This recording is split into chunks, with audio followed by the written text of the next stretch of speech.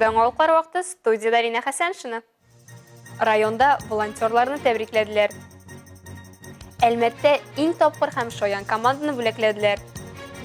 Калабызда һәр секундның кадерле икәнен белүчеләр көч сынашты. Ел сайын 5 декабрьдә Россиядә волонтерлар көне билгеләп үтелә. Бүген Россиядә волонтерлар арасында 21 миллион кеше, ә бу Россия халкының 15%-тан артыгы дигән сүз. Әлмәт районында аларның саны 8 меңнән артык. Алар арасында мәктәп укучылары, студентлар, эшләүче яшьләр һәм өлкән буын кешеләре дә бар. Кичә алар үз бәйрәмнәрен билгеләп үттеләр. Тулырак алдагы сюжетта.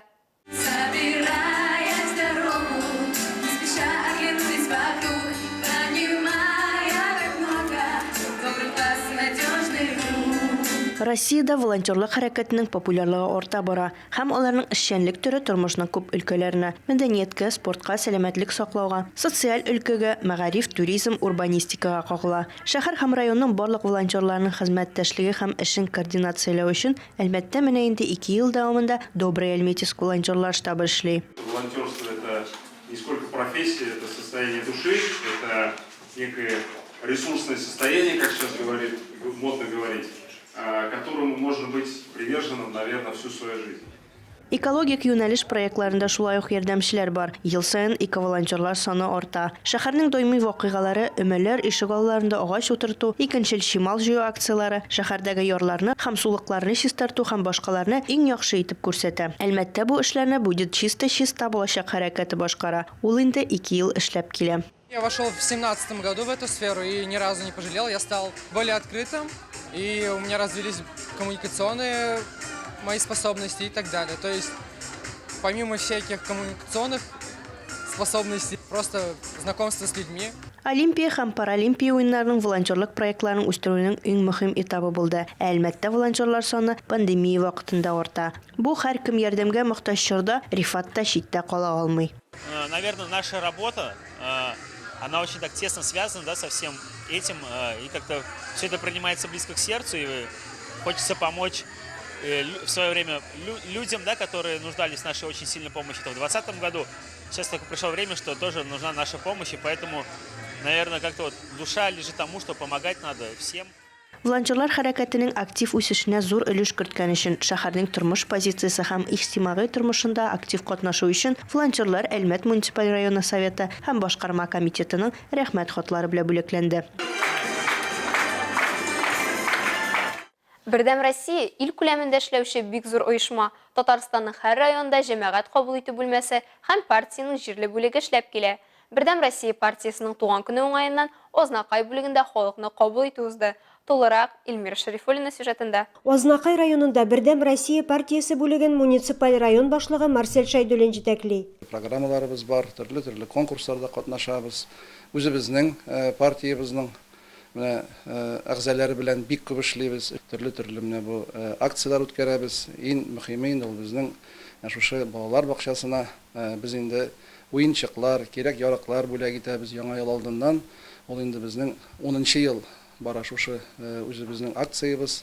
Район башлыгына сорау һәм гозер белән мөрәҗәгать итүчеләр газ үткәрү, җир салымы, мәчетне төзекләндерү кебек мәсьәләләрне күтәрделәр.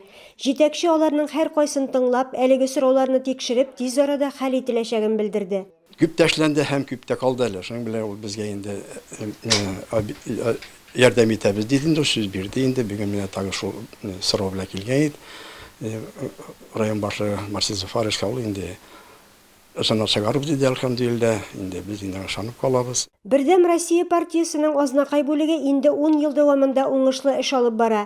Бигрәк тә күп балалы гаиләләргә, мөмкинлеге чикле гражданнарга, балалар тәрбияләү учреждениеларына игътибар зур. Бүгенге чарада Бердәм Россия партиясе район китапханәсенә менә шундый китаплар бүләк итә. Әлеге китапларда тарихи шәхесләр турында кызыклы материаллар тупланган. Әлеге бүләкне район башлыгы тантаналы рәвештә үзәкләштерелгән китапханәләр берлеге директоры Зөлфия Исламовага тапшырды. Бүгенге чарада Бердәм Россия тарафыннан безгә китапханәләргә тапшырылган әлеге китаплар өчен без чын күңелдән рәхмәт әйтәбез. Һәм инде әлеге китапларны үзәк китапханәнең уку залына килеп уку мөмкинлеге булачак. Башка темаларга. Декабрь йомгаклау ае. Менә Идел буеның үзәк КВН лигасында озак айлар эш нәтиҗәләрен һәм уенның төп кубогы иясен игълан итәргә әзер. Толырак алдагы материалда. Агымдагы елның 28 февралендә Идел буе лигасы фестивале старт ала. Бу вакыт эчендә анда күп команда катнаша, ләкин аларның 5-се генә бүген кубок өчен көрәшә.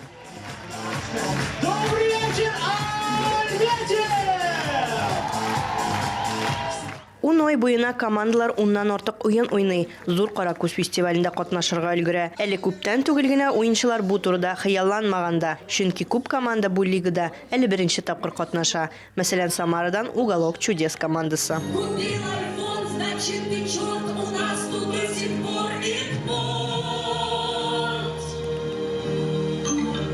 Мы не знаем просто, будем мы тут еще играть, надеемся, конечно, да, будем. Нам очень понравилось здесь, Альметьевск, очень красивый город, мне очень понравился. И мы, конечно, хотим еще сюда приехать. Очень дружная лига. Очень дружная лига, вообще все супер. Хочется здесь играть. Самаралыларга Филпром командасы көндәшлек күрсәтте. Ике кыздан торган кечкенә команда Әлмәт тамашачысына истә кала алды инде.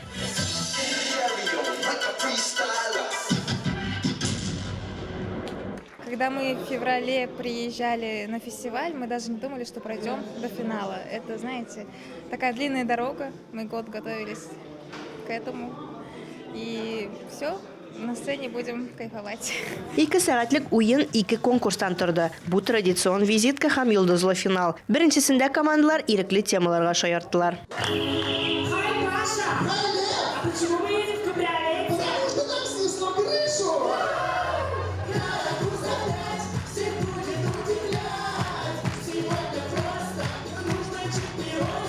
Командалар язмышын бер юлы 5 жюри әгъзасы һәм 5 махсус чакырылган кунак хәл итте. Беренче уеннан соң кунаклар йолдызлы конкурста булышу өчен командаларга кушылды.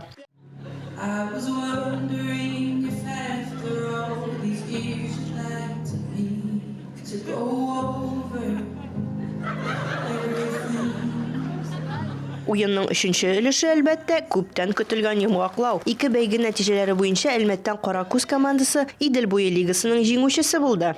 Алар тамашачы мәхәббәтен генә түгел, 100 000 сум күләмендә акчалата приз да алды. 2нче урын алган Филпром һәм 3нче урын өчен Уголок чудес командалары да акчалата сертификатлар белән бүләкләнде. Большое спасибо всем, кто приходил, болел за нас, болел за другие команды, вообще, кто болеет КВНом, всем тем, кто поддерживает как-то, кто организовывает все это. Вот весь этот сезон, весь этот финал, это огромная работа, большой труд всех, много людей, короче говоря, причастны к этому. Вот, большое спасибо всем им. И это праздник не только наш, это праздник всего юмористического сообщества. 5 декабрда янгын сөндірушілер пультына Попово урамында ишек алды төзелешләре яну турында хәбәр килә. Ут абзарының түбәсен өлеше мунчаны юк итә. Бүлмәләр эштән бузыла. Янгынның мәйданы 48 квадрат метр тәшкил итә. Зыян күрүчеләр һәм үлүчеләр юк. Янгынның сәбәбе ачыклана. Пожарны булдырмас өчен янгын куркынычсызлыгы кагыйдәләрен үтәргә кирәклекне искәртеп торсак та, янгын сөндерүчеләрнең һәр даим әзер булуы һәм осталыкта, тизлектә сынашуы бердә кумашау итми. Янгын сөндерү частьлары арасында узучы ярышларда хезмәткәрләр дә киләчәктә үзләрен коткаручы итеп күрүче мәктәп укучылары да катнаша. Парад Татарстан гимнына республиканың әлемен күтәрү, аннан гына ярышлар башлана. Янгын сөндерү частьлары арасында узучы спартакиада 7 этаптан тора. Аны йомгаклаучы янгын сөндерү гамәли спортында республиканың көньяк-көнчыгышыннан 70ләп кеше катнаша. Һәр команда 4 кешедән һәм 2 мәктәп укучысыннан тора. Соңгылары арасында тәҗрибәле спортчылар да бар. Я учусь в Менделеевске, но приезжаю сюда на соревнования. У нас нет именно спортивного, чтобы войти в сборную. Вот Альметьевске они, да. Меня на Россию позвали. 22-го будут республиканские соревнования. После этих соревнований, скорее всего, в феврале еду на Россию. Сейчас у меня сотка 17.71 лучший результат и башня 7.50. Һәр кемнең шәхси нәтиҗәсе команда зачетына бара. Иң әз секунд җыючылар, иң яхшылар дип табыла. Ярышта катнашучылар өйрәнү каланчасының 2нче катына менә һәм 100 метр киртәләр белән полоса уза. 7 ел янгын сөндерү гамәли спорты белән шөгыльләнүче Виктория Дундукова сүзләренчә, әлеге спортта ничә ел булсаң да барыбер беренче мизгелләрдә куркыта. На самом деле очень страшно. Ты не можешь ни за кем не угнаться. И ты понимаешь, что Эмоции просто зашкаливают, переполняют. Икенче номерлы физик культура коллективы уздыручы спорт бәйрәмендә Бөгелмә, Лениногорск, Ознакай, Җәлилне исәпкә алып 14 янгын сөндерүче тезлектә сынаша. Это традиционные соревнования по пожарно-прикладному спорту на первенство армейского филиала договорных подразделений. Эти соревнования – это отборочные соревнования для того, чтобы отобрать сборную команду для участия на республике. Әлегә шулар, мин Лина Хәсән, монтаж операторы Оля Берамалова, сезнең белән сау булашабыз, исән-имин булыгыз.